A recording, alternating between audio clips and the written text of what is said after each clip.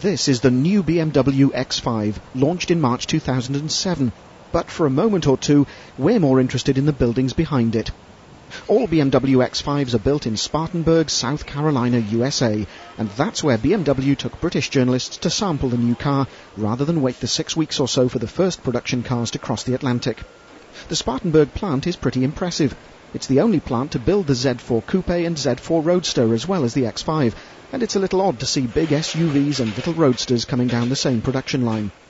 The original X5 was built here too, and the Americans are justifiably proud to proclaim that BMW's 4x4 was born in the USA.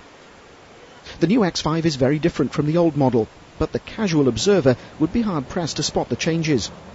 The front is all new, as are the rear lights, which are now L-shaped, but the biggest change is in its dimensions. Longer, wider and taller than the old car, the new X5 is now big enough to offer an optional third row of seats, although our test car was a 5-seater with a huge boot.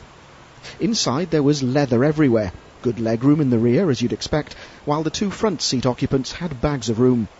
The dash was familiar BMW territory, and the X5 now gets the iDrive system, controlling the audio, sat-nav and aircon for the first time. A rear-facing parking camera is an option. There's also a new gear stick that looks suspiciously like something the Sony PlayStation people might have designed. Launched in 1999, the original X5 made its name as an off-roader that offered impeccable on-road driving manners. After all, spending upwards of £40,000 on a 4x4 makes absolutely no sense if it doesn't perform and handle well on-road. A number of other manufacturers have since followed BMW's lead, and it's interesting that when virtually any large SUV is launched these days, invariably it's the X5 that's usually at the top of the list of its likely competitors. You'd be astonished then if BMW had gone all hardcore for the new X5. They haven't, preferring to refine and tweak rather than start again from scratch. As a result, the new X5 is extremely good on road, more like a limo with four-wheel drive than an old-school 4x4. In the UK, it'll come with a choice of 3 engines, a 3-litre petrol, a 3-litre turbo diesel and a 4.8-litre V8 petrol range topper. Unsurprisingly, given fuel prices and the current fashion for hating anything with four-wheel drive, the diesel will be the best seller. Only one trim level, SE, is offered, although that might well change in the future, and all cars get a 6-speed automatic transmission as standard. Lots of electronic driver aids are also included in the hefty price tags, from dynamic traction control to a hill start assist system, and even a sensor that applies the brakes harder if it detects that the brake pads are losing bite because of overheating. As well as tarmac, we were able to try the X5 on these gravel roads in the foothills of the Blue Ridge Mountains. Again, the cars were very comfortable, although we did detect a slight rise in noise from the run-flat tyres, another standard item.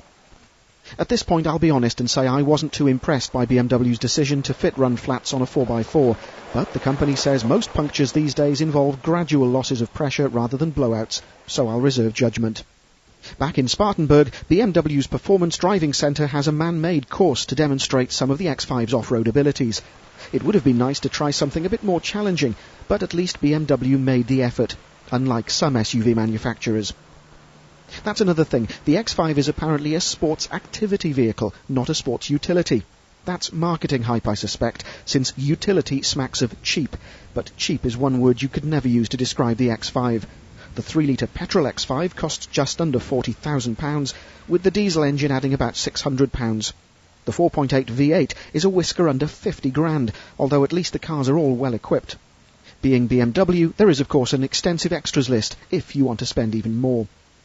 Fuel economy ranges from 22 miles to the gallon for the V8 to over 32 for the diesel, with all 3 models able to top 130 miles an hour and sprint from 0 to 62 in less than 8.5 seconds. Despite BMW's figures that say that 86% of X5s are bought by men aged between 41 and 50, the car's image is still a cross between footballers' wives and Chelsea tractor. That's the problem. The new X5 is a great vehicle that'll carry 7 on or off-road.